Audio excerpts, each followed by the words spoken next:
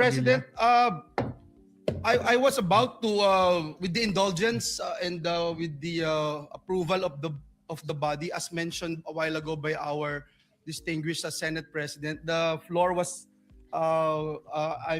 yesterday, Senator Robin Padilla has the floor, and he is seeking the floor, Mr. President. May I be allowed first, Mr. President, to may I move that we acknowledge? Binoy, ano naman sasabihin mo, Robin Hood? Guys, live tayo hindi tayo recognize 3:40 PM the good live. gentleman, Senator Robin Hood Padilla. Senator Padilla, you're recognized. 3:40. Maraming salamat po, Ginoong Pangulo, at sa Live tayo, ating live. pinunong mayorya. Mga mahal kong kasama, mga kagalang-galang kong kasama, at mga karespeto kong mga kasama, meron po akong naiwang usapin kahapon sa ating sesyon.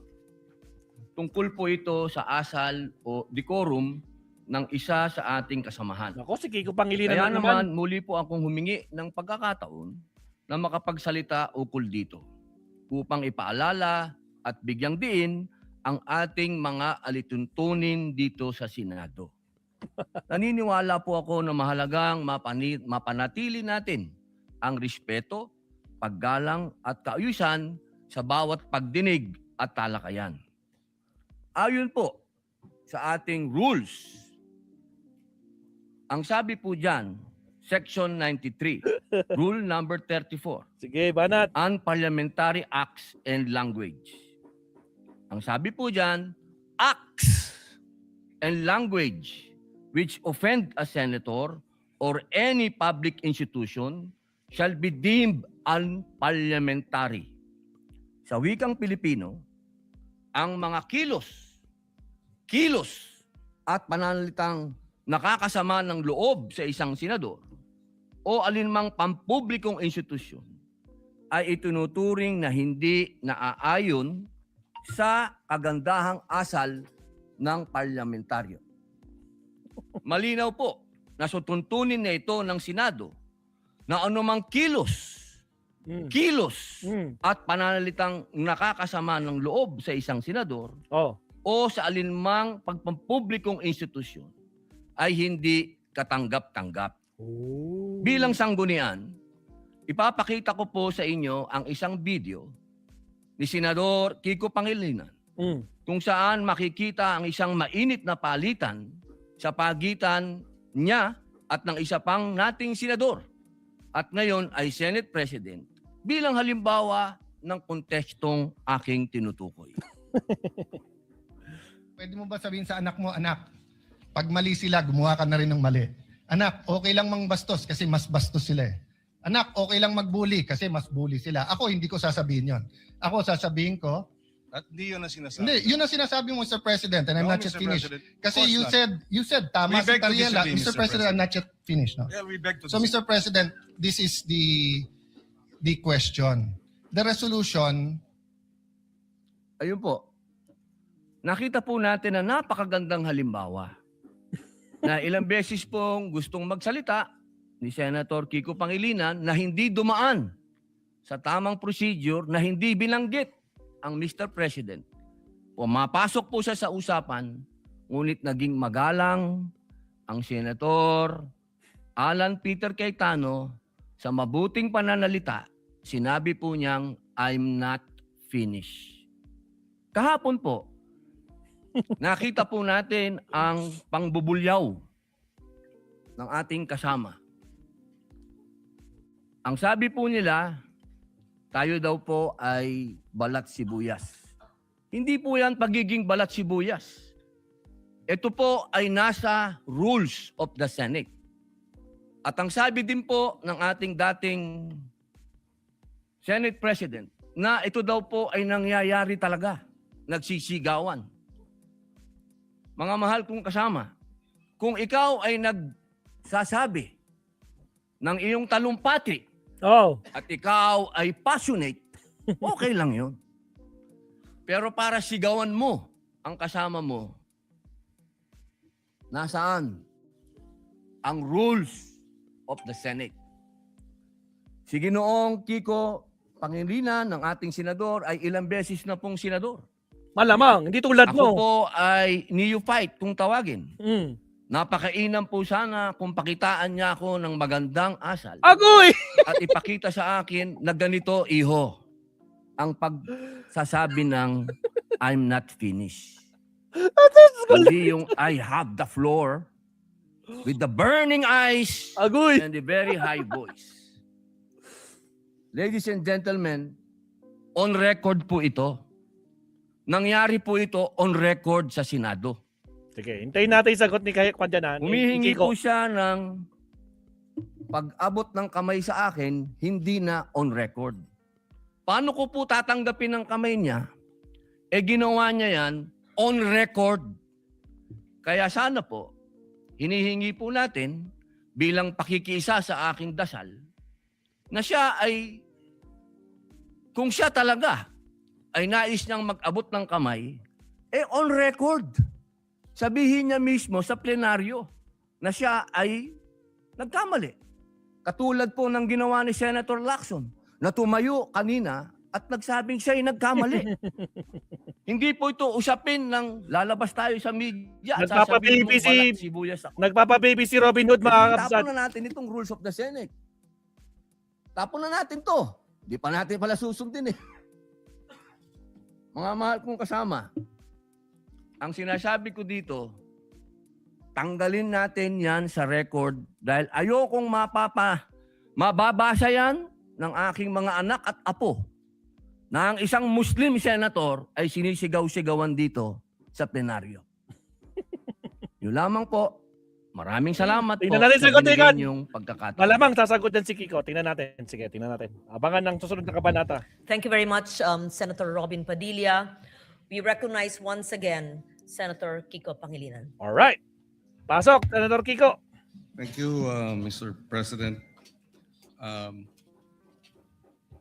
Mr. President, ang suggestion ko ay dahil napanood ko kagabi sa balita na nais pong magsampa ng ethics case laban sa atin na si Senator Robin Padilla.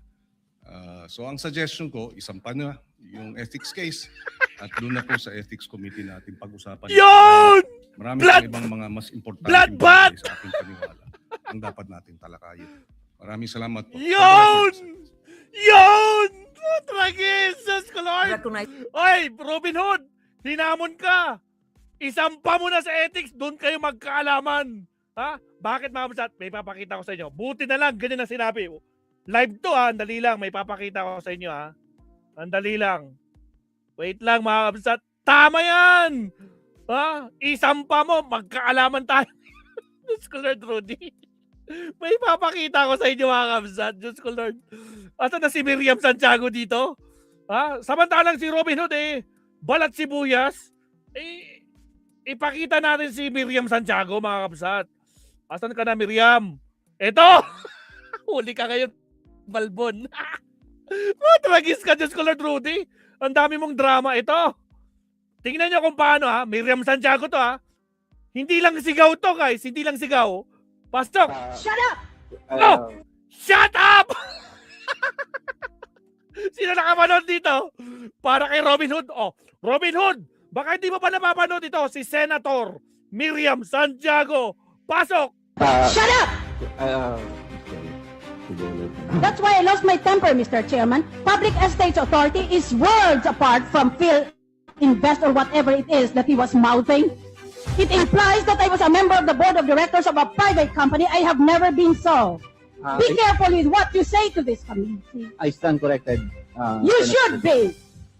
Mr. Chairman, I most humbly request for this committee to consider this witness in contempt of court for deliberately misleading this committee and for particularly denigrating my integrity and my moral character. You're a graduate of the Ateneo Law School and a registered lawyer.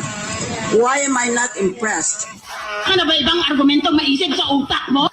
Gusto mo, kaya ayaw mo pakinggan. Kung ayaw mo pakinggan, di umalis ka sa korte. Aalis na nga po sana ako kaya lang... Granted. You're questioning my authority. I walk out of this meeting. On the one hand, I might die, and then they could get rid of me. But on the other hand, I might survive and then I will get rid of them. Certainly will not countenance any senator insulting me just because my opinion happens to be different from his. There! Will you please stop smiling and looking at your cell phone? If you're not listening to my speech, please step out. Go! Yan. 30 libro ang sinulat ko. Yan, lahat na yan. Iinsulto ako ng aking mga kapwa senador.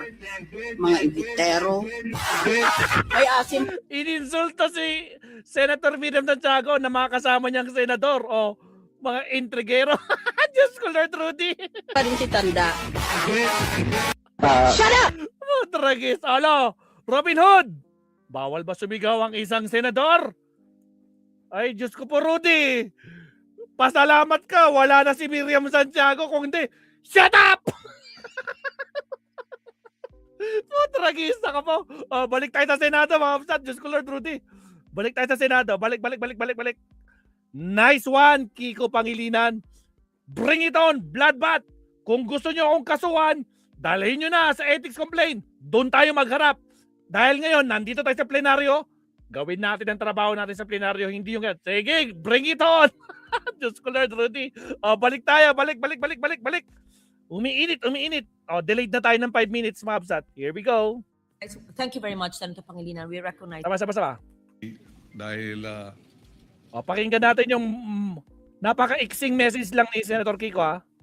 Okay. Pakinggan natin. Senator Kiko Pangilinan. Pakinggan natin, ha? Ito lang yung sagot niya kay Robin Hood. thank you, Mr. President.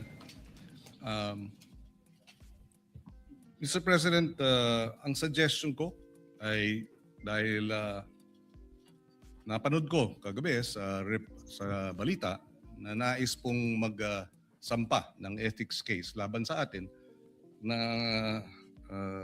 si Senator Robin Padilla. So ang suggestion ko, isampa na yung ethics case at doon na po sa ethics committee natin pag-usapan ito dahil marami pang ibang mga mas importanteng bagay sa Mas ating importanteng bagay. hindi Tama. natin talakayin. Maraming salamat po. Salamat. For the record, Senator Kiko, salamat. As easy as that. Thank you very much, Senator Pangilinan. We recognize Senator Padilla once again. Wala na po siguro mas importante kung rules of the Senate ang pinag-uusapan natin. Ay, putragis, sumagot ka pa. Ibang klase si Pinoy, mga kakabsat. O, sige ka. Ibang klase si Pinoy. Tapos na nga, ayaw na. Magsampa ka na lang ng kaso sa ethics. Tapos, ayaw mong tigilan. Nagpapapansin ka dyan sa Senado. Ay, nako po. Sa ethics complaint ka na lang kayo. Magkita-kita kayo sa ethics committee. Thank you very much, Senator Pangilinan. We recognize Senator Padilla once again. Wala na po siguro mas importante kung rules of the Senate ang pinag-uusapan natin.